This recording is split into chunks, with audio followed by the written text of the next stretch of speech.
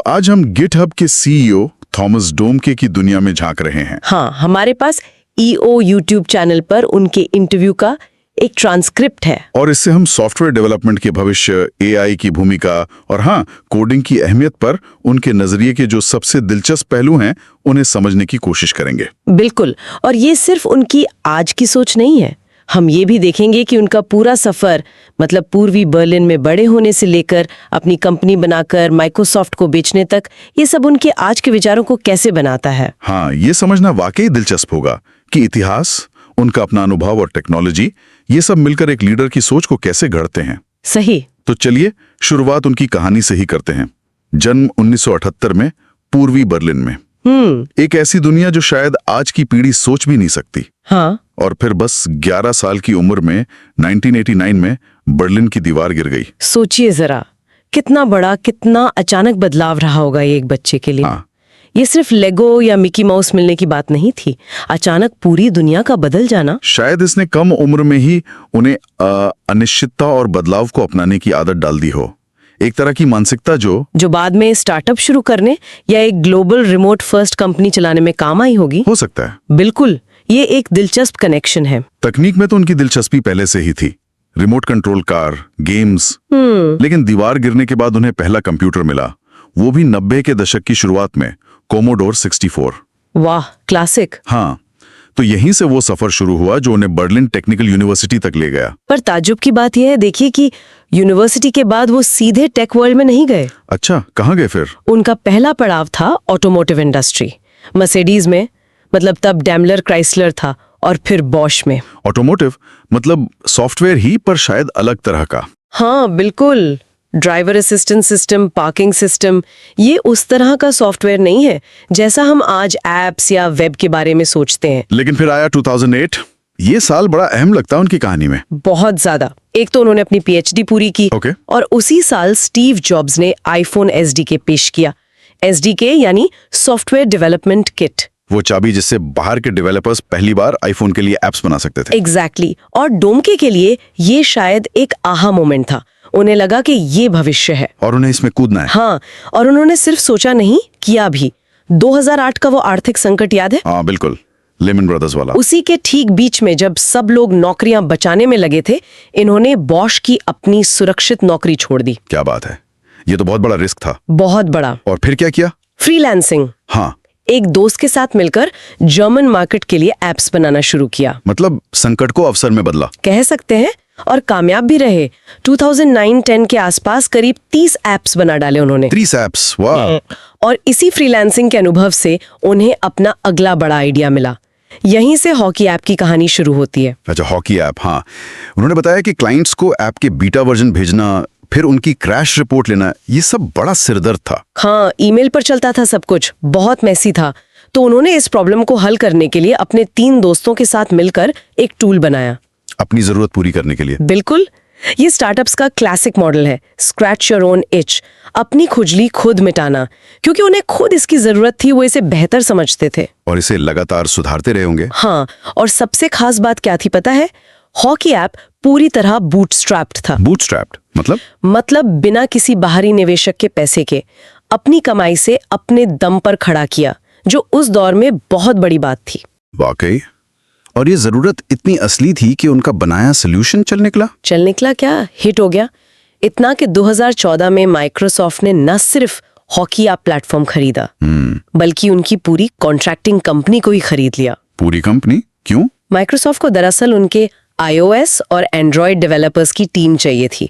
उस समय ऐसे स्किल्ड डेवलपर्स मिलना बहुत मुश्किल था। अच्छा, तो ये सिर्फ टेक्नोलॉजी का नहीं, टैलेंट का भी अधिग्रहण था। बिल्कुल। और कहानी का एक और दिलचस्प मोड़ ये है कि उस समय के 11 लोगों में से 7, डॉम के खुद समेत, आज भी उनके साथ हैं। 7 लोग, वो सब माइक्रोसॉफ्ट के रास्ते गिटहब पहुंचे। हाँ, सोचिए, जर्मनी की एक छोटी बूटस्ट्रैप कंपनी से दुनिया के सबसे बड़े डेवलपर प्लेटफॉर्म तक का सफर। कमाल है। और अब वो गिटहब के सीईओ हैं, 15 करोड़ यूजर्स। ये आंकड़ा ही चौंकाने वाला है ना? क्या उनका खुद डेवलपर होना इस रोल में वाकई मदद करता है, या ये बस कहने की बात है? नहीं, मेरे ख्याल से ये बहुत महत्वपूर्ण है। वो खुद भी कहते हैं कि सॉफ्टवेयर बनाना कोड लिखना, डेवलपर्स की तकलीफें समझना, ये सब उन्हें अपनी हजारों इंजीनियरों की टीम से जुड़ने में मदद करता है और उनके कस्टमर्स से भी, जो खुद डेवलपर्स हैं। एक तरह की विश्वसनीयता बनती है इससे। बिल्कुल, सिर्फ सहानुभूति नहीं, विश्वसनीयता भी।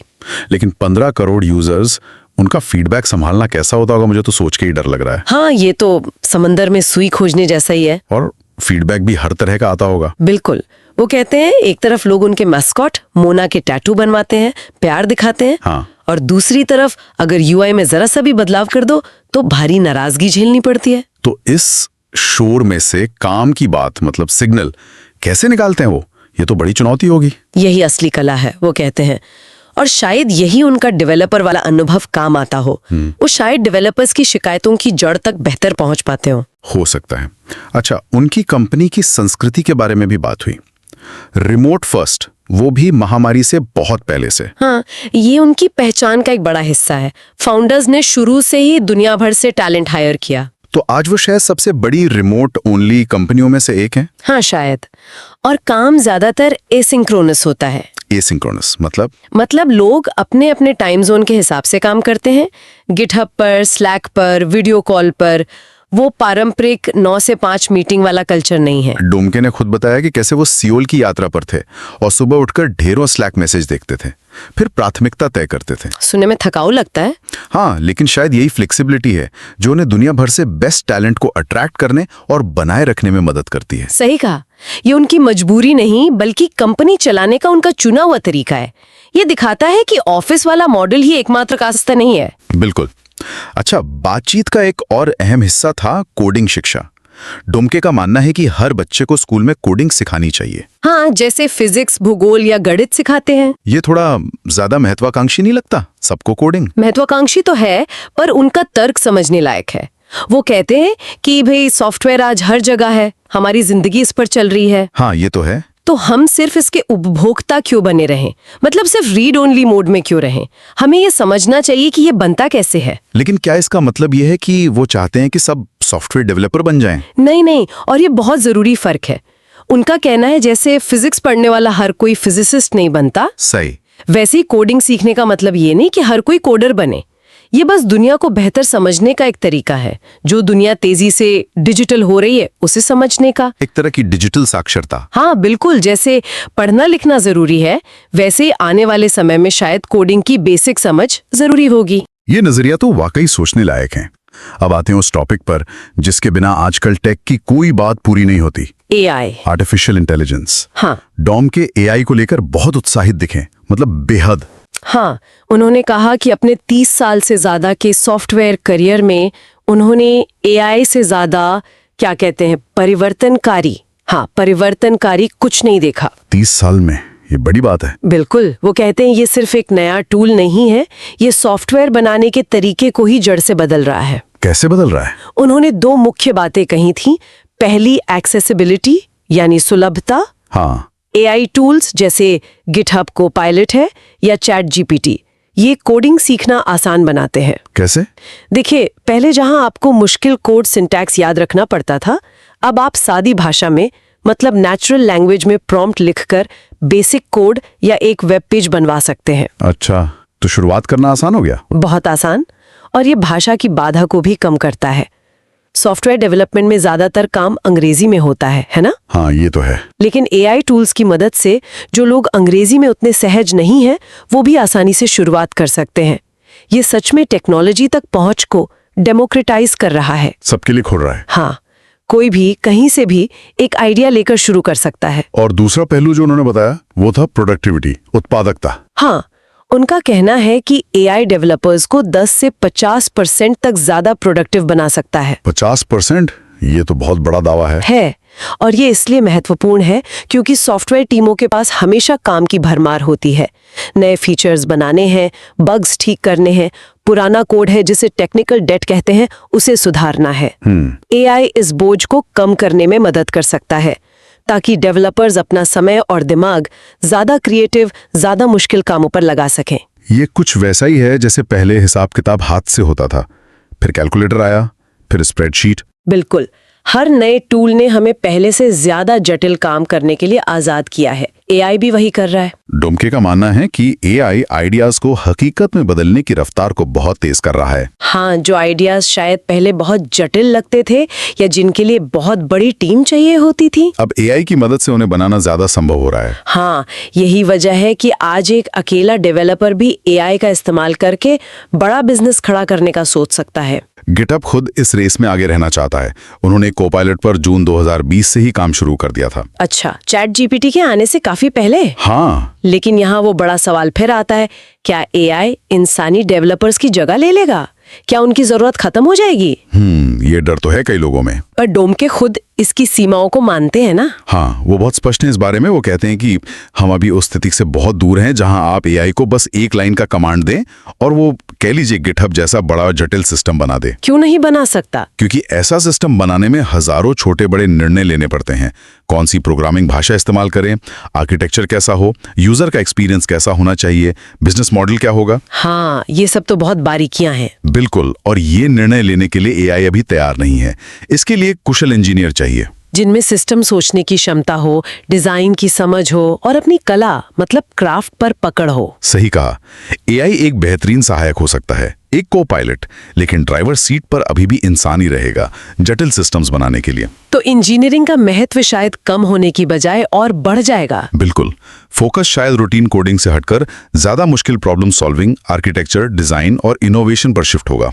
एआई एक बहुत शक्तिशाली औजार है, लेकिन इसे चलाने वाले कुशल कारीगरों की जरूरत तो हमेशा रहेगी। इस तेजी से बदलते माहौल में एक बात पर डोमके ने बहुत जोर दिया, लगातार सीखते रहना। लर्निंग, ये तो खैर हर फील्ड के लिए सच है, पर टेक्नोलॉजी में तो शायद और भी ज्यादा जरूरी है। निश्चित रूप से। उनका कहना है कि डेवलपर्स को सीखना कभी बंद नहीं करना चाहिए। ब्लॉग्स पढ़ो, नई टेक्नोलॉजी ट्राई करो, एक्सपेरिमेंट्स करो। उन्होंने अपना ही उदाहरण दिया कि 90 के दशक से लेकर आज तक टेक्नोलॉजी कितनी बदल गई है। हाँ, और वो खुद लगातार सीख कर ही यहाँ तक पहुंचे हैं, प्रासंगिक बने रहे हैं। और आज के समय में तो सीखना पहले से कहीं ज्यादा आसान भी है। सारी जानकारी ऑनलाइन है और ज्यादा जरूरी भी, क्योंकि बदलाव की रफ्तार बहुत तेज है। अब ये बहाना नहीं चलेगा कि सीखने के साधन नहीं है। सही बात है, टेक्नोलॉजी रुकेगी नहीं तो हमें भी रुकना नहीं चाहिए, सीखते रहना होगा। बिल्कुल, सीखने की इच्छा और क्षमता बनाए रखना ही आगे बढ़ने का एकमात्र रास्ता है। अच्छा, क्या डोंके खुद भी एआई का इस्तेमाल करते हैं या सिर्फ दूसरों को सलाह देते हैं? नहीं, वो खुद रोजाना इस्तेमाल करते हैं। उन्होंने बताया कि गिटहब कोपायलट से वो छोटे मोटे स्क्रिप्ट लिखते हैं। अच्छा, किस तरह के स्क्रिप्ट? रोजमर्रा के काम ऑटोमेट करने वाले, जिससे उनका घंटों का काम मिनटों में हो जाता है। वाओ, टाइम बचता है। बहुत।